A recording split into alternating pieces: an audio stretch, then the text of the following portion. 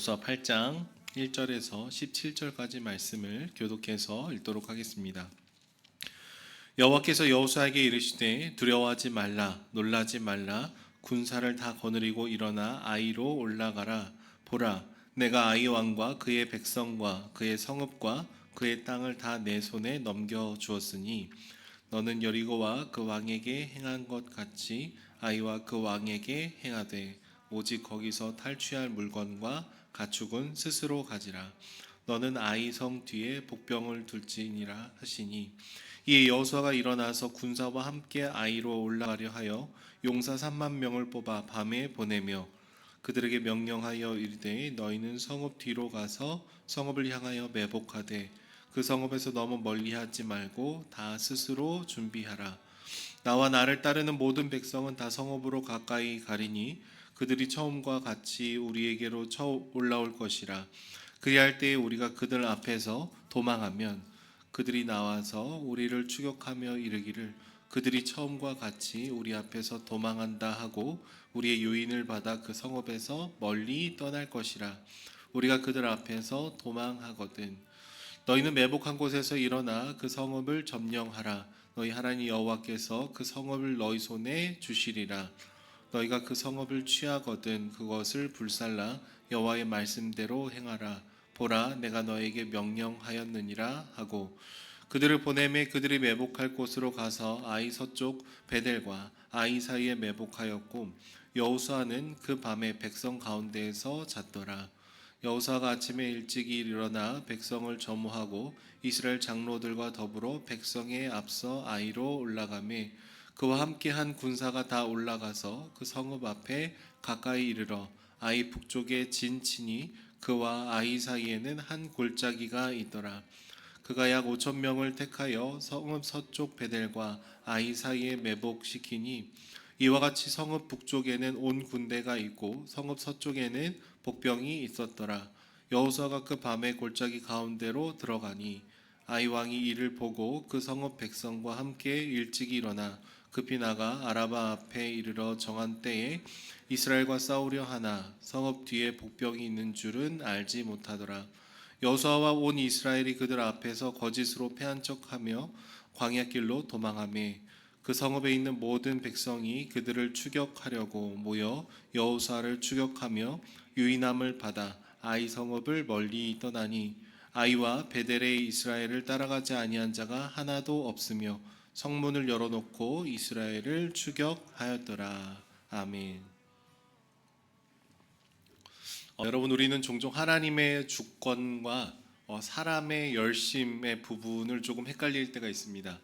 그러니까 하나님께서 내 삶을 지키시고 인도하시면 나는 뭐 어느 정도 대충 살아도 되지 않을까, 내 멋대로 해도 하나님께서 알아서 책임져 주시지 않을까라는 생각을 할 때가 있다라는 것이죠. 그런데 우리 인생에 정말 소중한 것들 중에는요, 아무런 인내와 노력 없이 얻어지는 것들은 사실 거의 없습니다.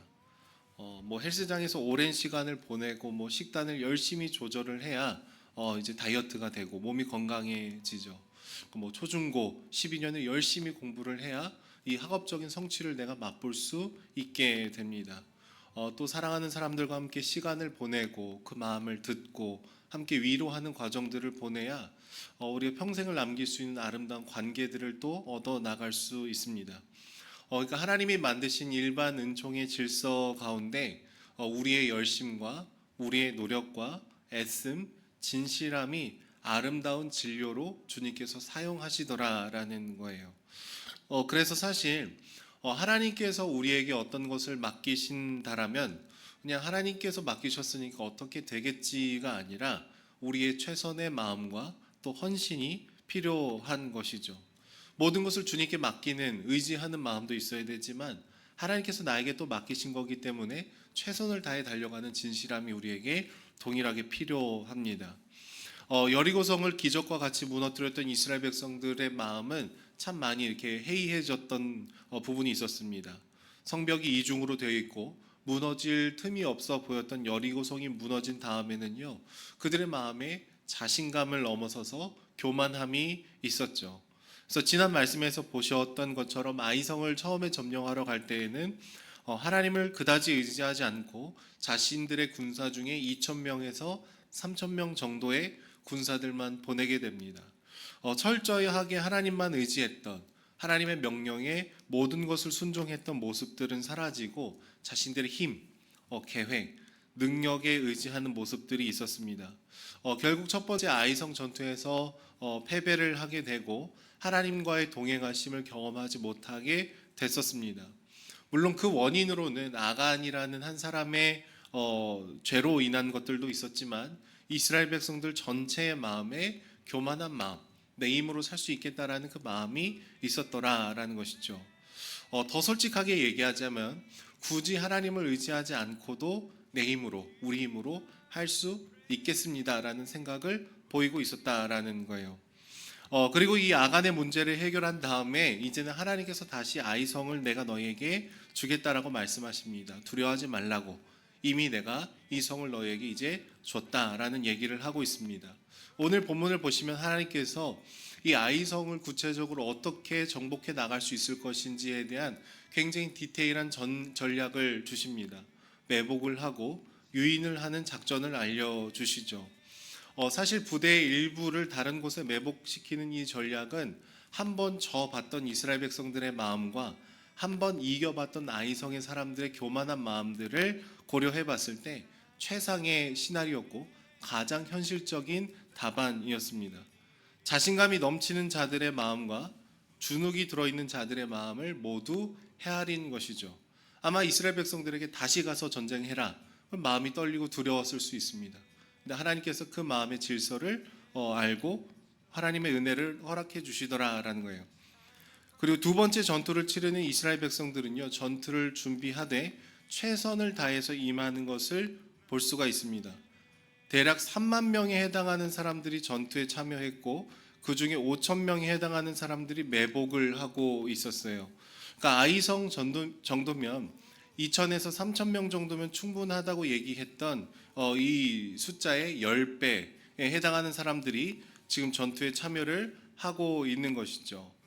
여러분, 하나님께서 함께 하실 것이지만 지금 사람 편에서 최선을 다하고 있습니다. 우리의 노력, 우리의 열심, 최선을 지금 사용하고 있다라는 거예요. 뿐만 아니라 여호수아는 지금 전투를 준비하는 군사들과 함께 잠을 자고 일어나는 모습까지 보입니다. 저 멀리에서 전투를 그냥 지휘하고 끝나는 것이 아니라 함께 고통을 감내하고 전투의 최전선에 서는 이 낮은 자의 모습을 보이게 됩니다. 자신이 직접 아이성의 군대들을 유인하는 이 미끼의 역할을 감당을 하게 됩니다. 그러니까 우리는 하나님께서 다 행하신다라는 것을 생각으로 우리가 할 수 있는 최선의 노력에 좀 낮춰가는 모습이 있을 때도 있다라는 거예요. 평소에는 공부를 막 깊이 하지 않으면서 수능이 가까워지면 갑자기 주님을 의지합니다. 기도를 전혀 하지 않으면서도 갑자기 하나님께서 내 삶을 알아서 다 붙들어 주시기를 갈망할 때도 있다라는 것이죠. 하지만 하나님은 여러분, 우리가 하나님께서 주신 사명에 최선을 다해서 반응하는 이 모습들, 노력들을 통해서 주님께서 친히 일을 하시는 것이죠. 우리 편에 할 수 있는 것들은 다 하고 그 결과를 주님께 맡겨드리는 것이 가장 아름답고 균형 잡힌 신앙의 모습일 수 있다라는 거예요.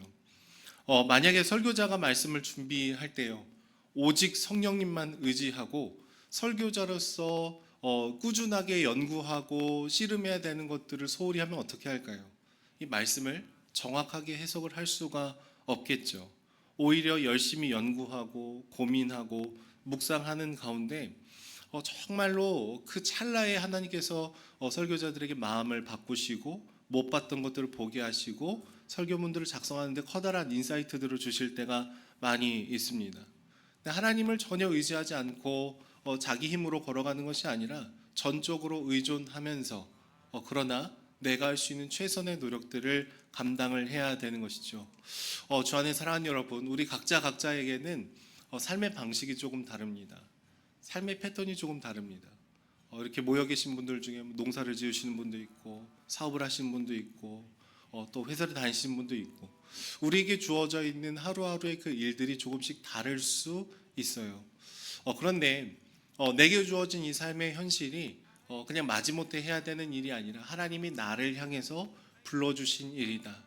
나에게 맡겨주신 일이다. 그렇다면 내가 알아서 그냥 하는 것도 아니고 하나님께 맡겨드리고 대충 해야 될 것도 아니고 우리는 하나님을 신뢰하되 우리가 할 수 있는 최선, 진실함을 다해 걸어 나아갈 때 하나님께서 나의 일들 또 나의 사역들을 통해서 놀라운 일들을 이뤄 가실 줄로 믿습니다. 그렇게 하나님을 신뢰하면서 그러나 진실되게 우리의 최선을 다해 걸어가는 저와 여러분들이 되기를 소망합니다. 함께 기도하겠습니다.